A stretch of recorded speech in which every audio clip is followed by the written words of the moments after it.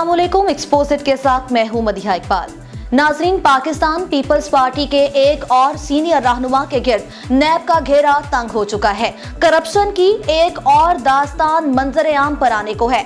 एक एक करके ये सब सियासतदान एक्सपोज हो रहे हैं। इस बार नैब के रडार पर deputy chairman senate Saleem Mandviwalla हैं, जिन्हें नैब ने करप्शन केसेस में तलब कर लिया है। सलीम मांडवीवाला आसिफ अली जरदारी के इंतहाई करीब साथियों में से एक हैं।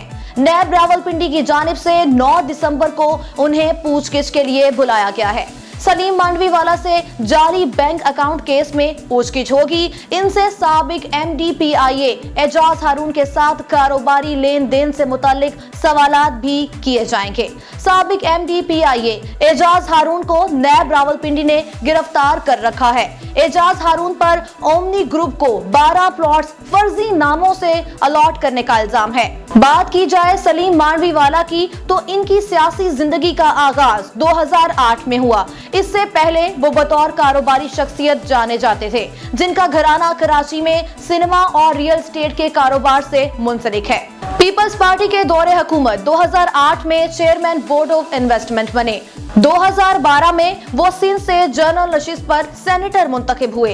इसके बाद उन्हें वजीर मुमलिकत बराए खजाना लगा दिया गया और बाद में अब्दुल हफीज शेख के मुस्ताफी हो जाने के बाद उन्हें वफाकी वजीर खजाना का कलमदान भी सौंपा गया। इंतहाई अहम ओहदों पर फराइज अंजाम देने वाले सलीम मांडवीवाला नैब के शिकंजे से खुद को कैसे बचाएंगे?